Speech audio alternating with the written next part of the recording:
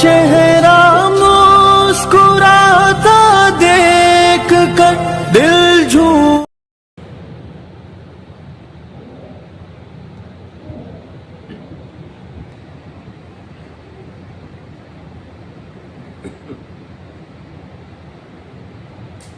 بسم الله الرحمن الرحيم الحمد لله رب العالمين والصلاة والسلام على أشرف المرسلين محمد وعلى آله وصحبه أجمعين أما بعد أعوذ بالله من الشيطان الرجيم بسم الله الرحمن الرحيم إنا أنزلناه في ليلة القدر وقال أن تحرر بيتي للتائبين والعاكفين وقال النبي صلى الله عليه وسلم رب صائم ليس له من صيامه إلا الجوع وقال رب قائم ليس له من قيامه إلا الصوم أو كما قال عليه الصلاة والسلام. محترم بزرگان گرامی، سامعین کرام، اللہ کا لاکھ لاکھ شکر احسان ہے کہ رمضان المبارک کے مہینے میں ہم اللہ کی رضا، اللہ کی سعادت اور اللہ کی مرضیات کی طرف بڑھ رہے ہیں. آج کی میری تقریر کا موضوع یہی ہے کہ بقیہ دن ہم کیسے گزاریں اور رمضان المبارک کے بعد کی زندگی بھی ہماری درست ہو جائے. محترم سامعین، بہت کم دن جو گزرے ان کے مقابلے میں کم دن باقی ہے، اور جو دن رمضان المبارک کے باقی ہے وہ بہت اہم اور بہت قیمتی ہے. کچھ ہی دنوں کے بعد ہم اخیر عشرے میں قدم رکھنے والے ہیں. اس اخیر عشرے میں ہمارے لیے روزہ تو ہے ہی، نماز تراویح، افطار اور سحر تو ہے ہی ہے، لیکن کچھ مخصوص اعمال بھی ہیں.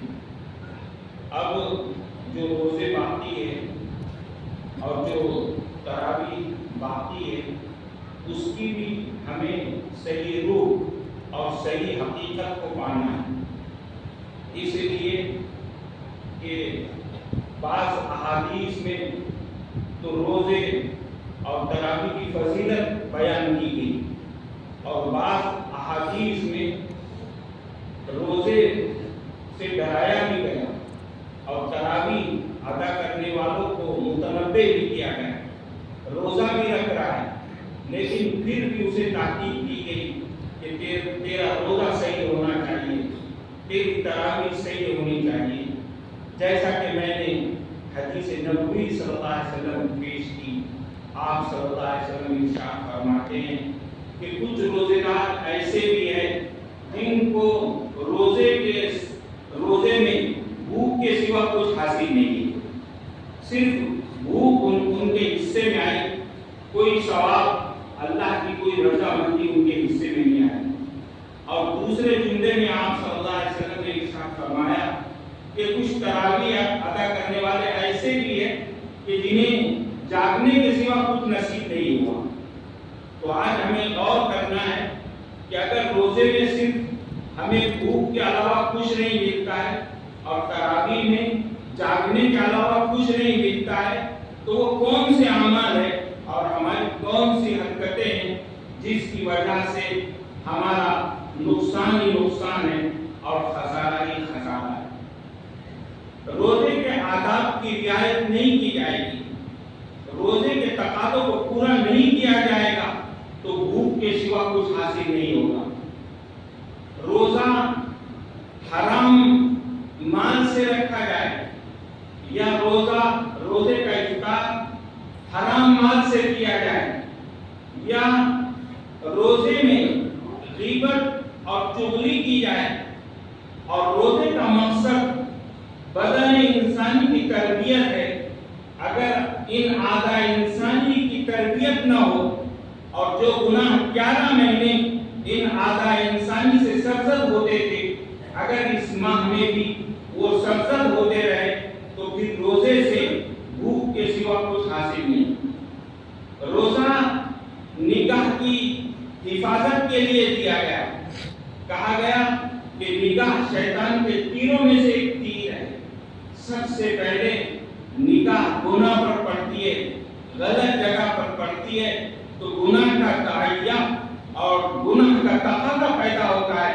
اس لیے اپنی نگاہ کی حفاظت کر لو، اپنے کان کی حفاظت کر لو، اپنے ہاتھوں کی حفاظت کر لو، اپنے پیروں کی حفاظت کر لو، اپنے کھانے اور پینے کا نظام بھی صحیح بنا لو۔ روزہ تو اس لیے دیا گیا کہ فقراء سے کچھ مشابہت ہو جائے، کچھ یکسانیت ہو جائے، کچھ یہ احساس ہو جائے کہ بھوک کی شدت ہے، پیاس کی شدت ہے۔ اس شدت کی وجہ سے روزے میں یہ احساس ہو رہا ہے کہ اللہ تبارک و تعالی یہ پیٹ کی بھوک، یہ پیٹ کی آگ کیسی سخت آگ ہے، یہ پیاس کی شدت کیسی شدید ہے کہ جن لوگوں کو کھانا اور پانی نہیں ملتا ہے وہ کیسے صبر کرنے والے ہوتے ہیں اور کیسے مصیبت کے مارے ہوتے ہیں۔ ہمیں تو 11 مہینے ملتا رہا، لیکن 1 مہینے ہم آپ کی مرضی کے مطابق ہم رکے ہیں کھانے پینے سے، تو اس نعمت کا احساس ہماری زندگی میں ہو جائے، یہ مشابہت فقراء اور مساکین سے ہو جائے۔ اس لیے بھوک اور پیاس کی شدت روزے میں ہونا چاہیے۔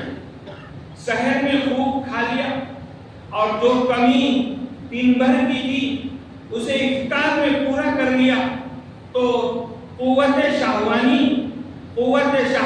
کم نہیں ہوگی، جانوروں کی قوت، بہیمیت کی طاقت و قوت کم نہیں ہوگی، روزے کا مقصد حاصل نہیں ہوگا، بلکہ فرشتوں کی صفت سے مومن بندہ اور دور ہو جائے گا۔ اس لیے معدے کو خالی رکھنا، روزے سے یہ تربیت دی جاتی ہے کہ اپنے معدے کو، اپنے پیٹ کو بہت زیادہ طاقتور چیزوں سے ہمیشہ پر مت کرتے رہو، ورنہ جانوروں کی زندگی ہوگی۔ اس لیے روزے سے اگر یہ مقصد حاصل نہیں ہوتا ہے تو پھر بھوک کے سوا ہمیں کچھ حاصل نہیں۔ تراویح میں اگر ہماری دلچسپی نہیں ہے، اگر ہم امام صاحب کے، حافظ صاحب کے رکوع کے وقت رکوع میں شامل ہو رہے ہیں، اور اب تو عجیب چیز دیکھنے میں آ رہی ہے کہ ہمارے نوجوان اور ہمارے عقل مند کرکٹ کے مقابلوں کو موبائلوں پر دیکھتے رہ رہے ہیں، شاٹ کا جائزہ لے رہے ہیں، اور جب حافظ صاحب رکوع میں جاتے ہیں تو موبائل بند کر کے ہم بھی رکوع میں جاتے ہیں۔ پھر راتوں کو ہم بیٹھتے ہیں، راتوں کو جاگتے ہیں، لیکن کوئی اخلاص نہیں ہوتا ہے، کوئی خلوص نہیں ہوتا ہے، سب غیبت اور چغلیاں ہوتی ہے۔ اس لیے نہ روزے سے کچھ حاصل ہوتا ہے اور نہ تراویح سے کچھ حاصل ہوتا ہے۔ یہ بات آپ صلی اللہ علیہ وسلم نے واقعاتاً ہمارے سامنے پیش فرمائی۔ عہد نبوی صلی اللہ علیہ وسلم میں 2 عورتوں کو بہت زیادہ روزہ لگا، اتنا زیادہ روزہ لگا کہ وہ مرنے کے قریب ہو گئی۔ صحابہ نے کہا اللہ کے رسول، اگر ان کا روزہ افطار نہ کرایا جائے اور انہیں کچھ کھلایا پلایا نہ جائے تو یہ موت کے منہ میں پہنچ جائے گی۔ آپ صلی اللہ علیہ وسلم نے پیالہ دیا اور کہا کہ ان سے کہو کہ اس پیالے میں قے کریں۔ جب ان دونوں نے قے کی تو آپ صلی اللہ علیہ وسلم کو گوشت کے ٹکڑے اس پیالے میں دکھائے گئے۔ آپ صلی اللہ علیہ وسلم نے کہا کہ دن بھر ان دونوں عورتوں نے روزہ بھی رکھا اور غیبت، چغلی اور الزام تراشی میں مصروف رہی۔ اس کا اثر یہ ہے کہ ان کے کھانے میں بھی گوشت کے ٹکڑے آئے، حالانکہ انہوں نے گوشت نہیں کھایا اور حدیث میں کہا گیا کہ غیبت کرنا ایسا ہے جیسے مردار کا گوشت کھانا. تو یہ ہے روزے سے حاصل بھی نہیں ہوگا اور سحر سے حاصل بھی نہیں ہوگا، لیکن اللہ اخلاص ہمارے اندر پیدا فرمائے. غلطیاں ہوتی ہے، خطائیں ہوتی ہے، آج سے ہم اپنے روزے کو صحیح تقاضے سے پورا کریں گے، ہم اپنی تراویح کو صحیح تقاضے سے ادا کریں گے. اخیر عشرے میں آپ صلی اللہ علیہ وسلم عبادت کا بہت زیادہ اہتمام فرماتے تھے، خود بھی جانتے تھے، اپنے اہل و عیال کو بھی جانتے تھے. اور احادیث میں آتا ہے کہ آپ صلی اللہ علیہ وسلم کمر کس لیتے تھے. ہر وقت آپ تلاوت میں، تہجد میں، اوابین میں، نمازوں کے اہتمام میں، درود اور دیگر تسبیحات میں آپ صلی اللہ علیہ وسلم مصروف رہتے تھے. اخیر عشرے کو اللہ تبارک و تعالیٰ نے اعتکاف کی نسبت پر نوازا ہے. اللہ تبارک و تعالیٰ نے اخیر عشرے میں ایک عمل راتوں میں شب قدر کی تلاش کر لیا ہے. اخیر عشرے میں اللہ تبارک و تعالیٰ نے ایک عمل صدقہ فطر کی ادائیگی کا، زکوٰۃ کی ادائیگی کا اور عید کی تیاری کا عمل اللہ تبارک و تعالیٰ نے اخیر عشرے میں دیا ہے. اس اخیر عشرے کی ابتدا میں یکم شوال کی رات اور یکم شوال کا دن اللہ تبارک و تعالیٰ اس رمضان المبارک کے بعد عطا کرتے ہیں. یہ بھی اس اخیر عشرے کا تتمہ اور تکملہ اسے سمجھنا چاہیے. شب قدر جس کی فضیلت میں مستقل ایک سورت نازل کی گئی، سورہ قدر، کہ یہ رات قدر کی ہے، یہ رات تقدیر کے بدلنے کی ہے. ایک رات کی عبادت 84 سال کی عبادت کے برابر ہے. حضرت جبرائیل علیہ السلام مکہ مکرمہ میں کعبہ مشرفہ پر اترتے ہیں، وہاں اپنا جھنڈا نصب کرتے ہیں اور فرشتوں کو حکم دیتے ہیں کہ زمین میں پھیل جاؤ. میرے بندے جہاں بھی عبادت میں، ذکر و اذکار میں، دعاؤں میں مشغول ہو، ان کے ساتھ قیام کرو، ان کی دعاؤں پر آمین کہو، میرے بندوں کے ساتھ شامل ہو جاؤ. فرشتے آسمان سے اتر کر زمین میں ہمارے ساتھ پھیل جاتے ہیں، کچے پکے مکان میں داخل ہو جاتے ہیں. جس گھر میں تصویر ہو، جس گھر میں کتا ہو، جس گھر میں بدکاری ہو، اس گھر میں وہ داخل نہیں ہوتے. حضرت عائشہ رضی اللہ تعالیٰ عنہ نے سوال کیا کہ میں کون سی دعا پڑھوں شب قدر میں؟ آپ صلی اللہ علیہ وسلم نے فرمایا اس دعا کا اہتمام کرو، اللہم انک عفو تحب العفو فاعف عنی. اے اللہ آپ معاف کرنے والے ہیں، معافی کو چاہتے ہیں تو مجھے بھی معاف کر دیجیے. شب قدر ہماری تقدیر کو بدل دیتی ہے، ہماری بگڑی تقدیروں کو، بگڑی حالتوں کو بدل دیتی ہے. اور اس شب قدر اور اخیر عشرے میں ہماری اپنی حالتوں کو بدلنے میں اعتکاف کو بھی ایک خاص دخل ہوتا ہے. اعتکاف کے بارے میں حضرت ابراہیم علیہ السلام اور حضرت اسماعیل علیہ السلام کو حکم دیا گیا کہ دونوں باپ بیٹے مل کر بیت اللہ کو پاک و صاف کرو. طواف کرنے والوں کے لیے، اعتکاف کرنے والوں کے لیے، اس بیت اللہ میں رکوع اور سجدہ کرنے والوں کے لیے. اور ایک آیت میں مومنین کو حکم دیا گیا کہ اعتکاف میں مباشرت نہیں ہوگی، اعتکاف میں اپنی بیویوں سے نفسانی خواہشات کو پورا نہیں کیا جائے گا. اگر اعتکاف میں یہ عمل ہوا تو پھر اعتکاف ختم ہو جائے گا. ظاہر بات ہے شہوت کو بھی اور خواہشات نفسانی کو بھی اللہ تبارک و تعالیٰ نے ایک حد میں رکھا ہے. روزے کے بارے میں کہا گیا ہے کہ بیوی کی طرف بھی دن میں زیادہ خواہشات نفسانی سے کوئی انسان نہ دیکھے. شہوت کا مادہ بیوی کی طرف بھی دیکھنے میں نہ ہو.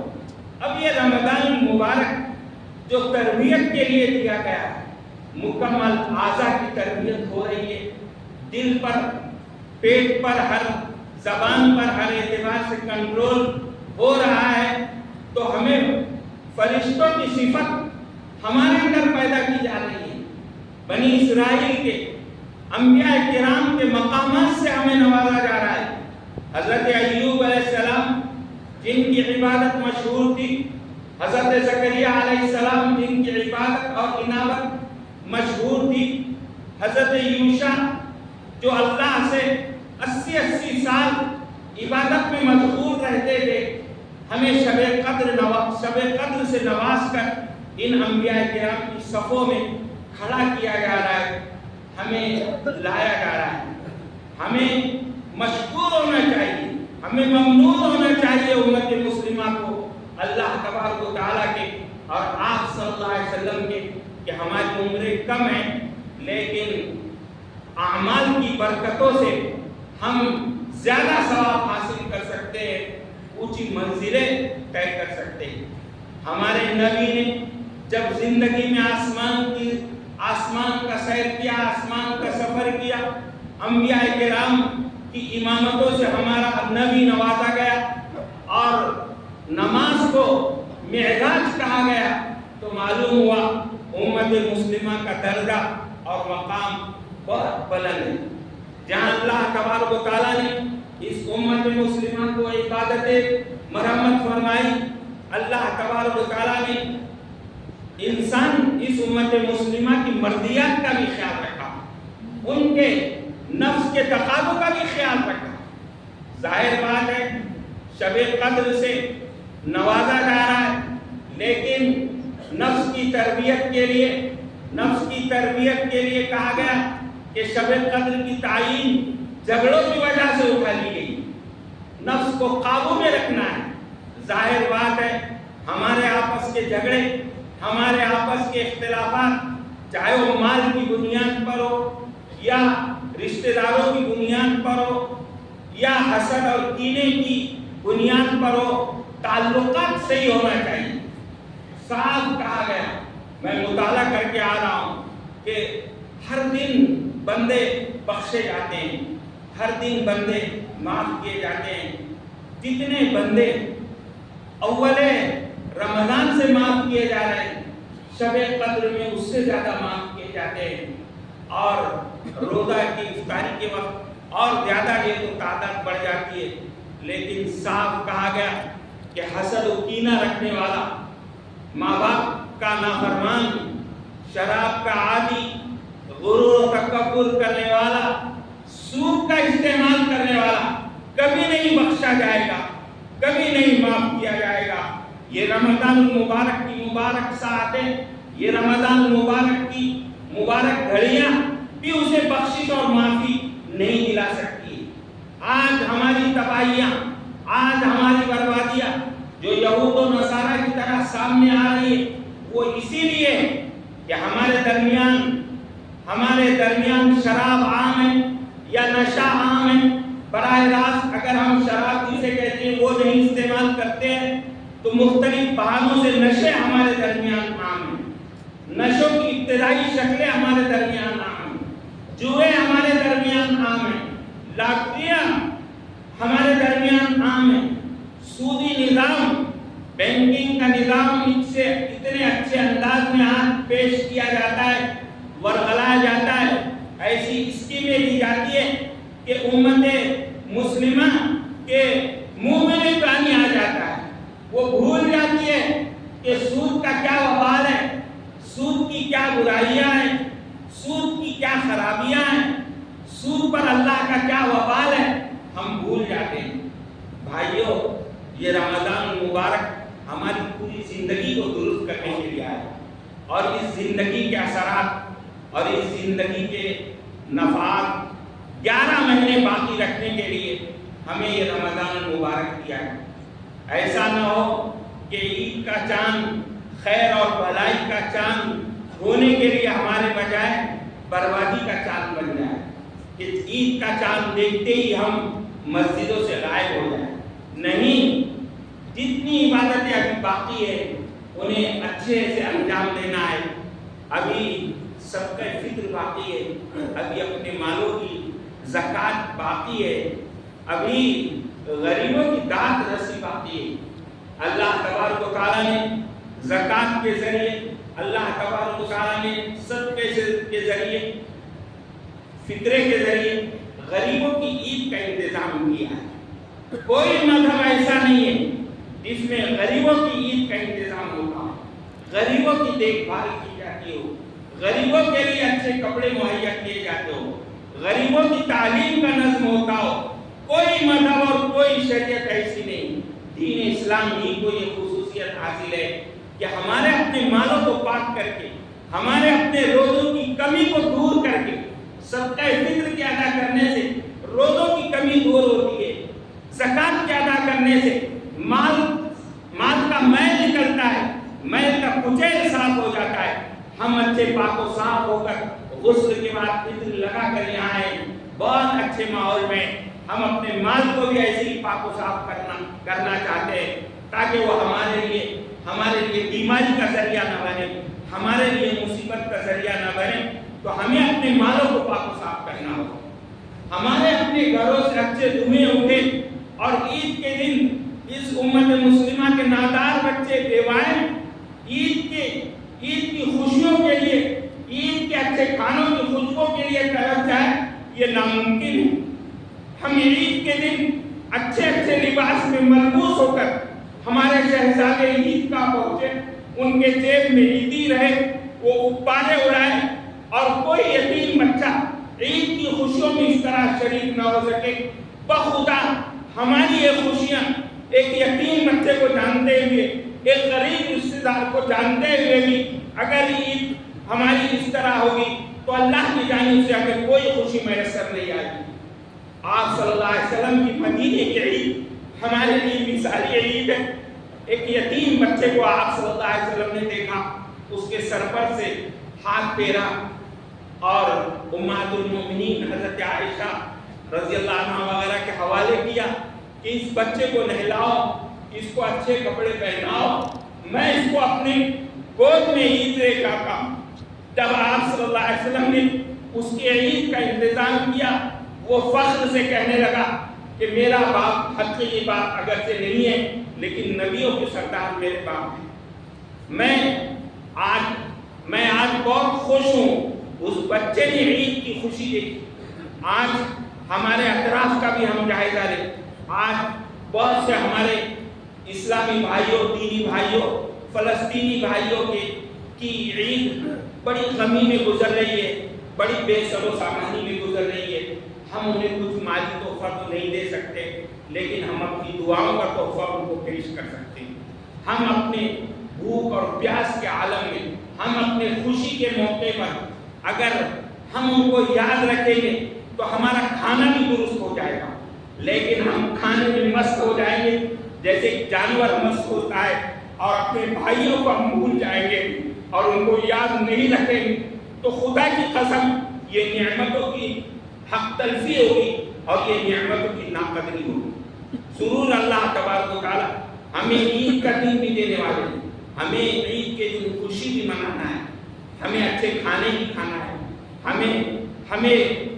ہمیں عید کی مبارک بادی بھی دینا ہے, ہمیں عید کی برکتوں اور سعادتوں سے دوسروں کو بھی نوازنا ہے, ہمیں سب کو گلے لگانا ہے.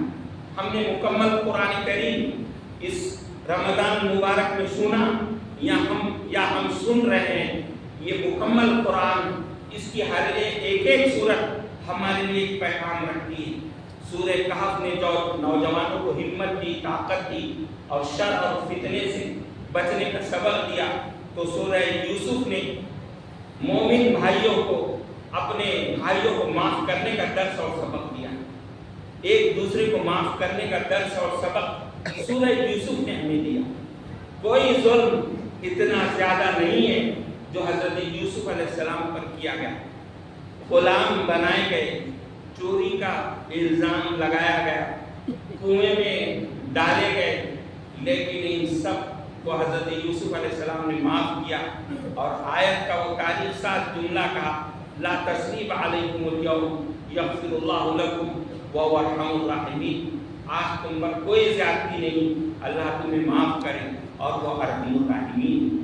یہی جملہ ہمارے نبی کریم صلی اللہ علیہ وسلم نے فتح مکہ مکرمہ کے وقت بھی کہا، ظالموں سے کہا، دشمنوں سے کہا، آج تمہارے لیے کوئی زیادتی نہیں۔ ہمارے لیے رمضان جہاں پھولوں کی سیج ہے تو وہاں کانٹوں کی بھی سیج ہے۔ رمضان مبارک میں فتح مکہ کا بھی واقعہ ہے، رمضان مبارک میں غزوہ بدر کا بھی واقعہ ہے۔ غزوہ بدر میں شہداء کی خبریں ہیں، تو غزوہ بدر میں مسلمانوں کا میدان جنگ میں بھی موجود رہنا ہے۔ جس حال میں بھی ہم رہے اس حالت کو ہم گلے سے لگائے۔ سیرت نبوی صلی اللہ علیہ وسلم میں اور قرآن پاک میں ہمارے لیے ہر حالت ایک سیرت اور ایک نمونہ بنا کر پیش کی گئی۔ ہمارا روزہ ہو، ہمارا افطار ہو، ہماری سحر ہو، ہماری تہجد ہو، ہماری عید ہو، ہمیں سنت نبوی صلی اللہ علیہ وسلم کے مطابق منانا ہے۔ ہمیں اپنی خوشیوں میں مست نہیں ہونا ہے۔ ہمیں عید کے دن اللہ کو بھولنا نہیں ہے، رسول اکرم صلی اللہ علیہ وسلم کے طور و طریقوں کو بھولنا نہیں ہے۔ عید کی شب ہمیں انعام کی رات کی قدر کرنا ہے، ورنہ ہم مگن ہو جاتے ہیں۔ صاف حدیث میں کہا گیا عید الفطر اور عید الاضحیٰ کی رات جو بندے جاگتے ہیں عبادت کرتے ہیں ان کے دل ہمیشہ زندہ رہیں گے، ورنہ یہ دل بھی موٹا ہو جاتے ہیں۔ پھر انعام کے دن کو بھی بہت برکتوں والا دن کہا گیا ہے۔ عید کے دن فرشتے ہماری گلی کوچوں اور چوراہوں پر آ جاتے ہیں اور کہتے ہیں بنو آدم جلدی کرو جلدی کرو، اب رب کی بارگاہ کی طرف بڑھو، رب کی بارگاہ عیدگاہ میں پہنچو۔ جب وہاں ہم پہنچ جاتے ہیں تو اللہ تبارک و تعالیٰ فرشتوں کو گواہ بنا کر کہتے ہیں کہ یہ مزدور ہے، مزدوری لینے کے لیے آئے، اے فرشتوں تم گواہ رہو، میں نے ان کو بخش دیا، میں نے ان کو معاف کر دیا۔ ان کے روزوں کی قسم، ان کی تراویح کی قسم، ان کی ہر ضرورتوں کو پورا کروں گا، کافرین کے سامنے ان کو رسوا نہیں کروں گا۔ اے بندو تم بخشے بخشائے لوٹ جاؤ، میرے پاس سے مغفور مرحوم لوٹ جاؤ۔ اب مکمل اعلیٰ درجے پر ہم کامیابی کے پہنچ چکے ہوتے ہیں، ہم عیدگاہ سے لوٹ جاتے ہیں، لیکن پھر شیطان آزاد ہو جاتا ہے اور 11 مہینے کی زندگی میں ہمیں پھر دور کر دیتا ہے۔ یہ مسجد کی رونقیں، یہ ہمارے افطار و سحر کی رونقیں، بہاریں، یہ ہمارا جلد اٹھنا، ہمارا آپس میں ایک دوسرے کے ساتھ ہمدردی، غمخواری اور غمگساری، یہ سب ہم سے بلا دیتا ہے۔ یہ سبق ہمیں یاد رکھنا ہے۔ 11 مہینے کی زندگی یہ سبق ہمارے لیے بہت ضروری ہے۔ اس لیے میرا پیغام یہی ہے کہ اللہ ہمیں اس ماہ رمضان مبارک کی بقیہ دنوں میں عبادت کی قدر کی توفیق عطا فرمائے۔ عید ہمارے لیے عید کا ہے، ہمارے مملوک الحال بندوں کا، فلسطین کے بھائیوں کا اللہ ان پر رحم و کرم کا معاملہ فرمائے۔ دشمن کے لیے ایمان مقدر فرمائے، ورنہ اس جہان سے اس کے فیصلے فرما دے، اس جہان سے اس کو پاک کر دے۔ محترم سامعین، ہمارے اپنے بھی حالات کچھ اسی طرح کے، یہ صبر جو ہمیں رمضان سے ملا ہے، یہ تقویٰ جو ہمیں رمضان سے ملا ہے، یہ ضابطگی جو ہمیں رمضان سے ملی ہے، یہ سب باضابطگی ہمیں اپنے اس ملک میں بھی لانا بہت ضروری ہے۔ ہمارے کاغذات صحیح ہونا ضروری ہے، ہمارا ووٹر کارڈ، ہماری آئی ڈی صحیح ہونا ضروری ہے۔ کوئی ضابطہ جائز و ناجائز کا تو ہم نہیں توڑیں گے، لیکن حکومتی جو قانون بھی جو ہماری شریعت سے نہ ٹکراتا ہو اس کی بھی ہم ہرگز خلاف ورزی نہیں کریں گے۔ ہم ہر طرح اپنے ٹیکسز گھروں کے بھریں گے، ہم اپنے گھروں کو اپنے نام پر کریں گے، ہم اپنی گاڑیوں کو صحیح طرح سے چلائیں گے۔ تین لڑکے بیٹھ جاتے ہیں، بیجا ہارن استعمال کرتے ہیں، نو انٹری میں داخل ہوتے ہیں اور نو پارکنگ میں ہم گاڑیاں کھڑی کرتے ہیں۔ ایسے بے تکا پن سے ہم گاڑیاں چلاتے کہ یہی ہمارا تھوڑا سا تصادم، تھوڑا سا ہمارا ایکسیڈنٹ امت مسلمہ کے لیے نقصان کا سبب بنتا ہے، ہمارے لیے مالی نقصان کا سبب بنتا ہے، ہمارے لیے جانی नुकसान का सबब बनता है। इसलिए हर ज़ाब्ते जो अल्लाह ने बताए, रसूल ने बताए और जो ज़ाब्ते हम पर हुकूमत के हम इंशाअल्लाह उसको पूरा हम बजा लाएंगे। मोहतरम सामने एक आखिरी दरख्वास्त है, ये जामिया इस्लामिया कासगंज, ये जामे मस्जिद जहाँ तशरीफ रखते हैं, इसकी रौनक को आप देख रहे हैं, इसके इंतजामात को देख रहे हैं। आए दिन इस जामिया की खुशखबरियाँ आप सुनते हैं, यहाँ से उलमा हुफ़ाज़ तैयार होते हैं, यहाँ स्कूल और कॉलेजेस के तलबा आते हैं पढ़ने के लिए, यहाँ इसकी शाखों में स्कूल और कॉलेजेस की लड़कियाँ इसकी शाखों में पढ़ने के लिए जाती हैं। अक्सर मकामात पर, बल्कि ये कहना चाहिए कि 90% आरसीसी की इमारतों में पंखों और अच्छी तामीरात के साथ और अच्छे पानी और अच्छे डेस्क और अच्छी किताबों के साथ लड़कों और लड़कियों को तालीम की सहूलत दी जाती है। और अल्हम्दुलिल्लाह अब ये जामिया एक असली तकाज़ों को भी पूरा कर रहा है। 7वीं जमात तक हमारी हुकूमत के मुताबिक, हमें निसाब के मुताबिक हमें लड़कों और लड़कियों के लिए मंजूरी हासिल हो चुकी है। हमारे सिलाई का शोबा, लड़कियों के लिए सिलाई का शोबा, लड़कों के लिए कंप्यूटर का शोबा, ये भी हुकूमत की जानिब से मंजूर शुदा है।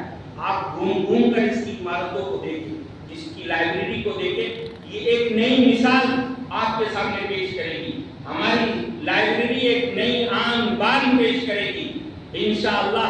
अगर मैं ये कहूँ तो अल्हम्दुलिल्लाह मैं हानिस नहीं होगा कि हमारी लाइब्रेरी मुल्क की इब्तिदाई 5 लाइब्रेरियों में या 10 लाइब्रेरियों में शामिल करने के लायक है, जिसका नज़्म व नस्क बहुत अच्छे अंदाज से मुरतब किया गया है।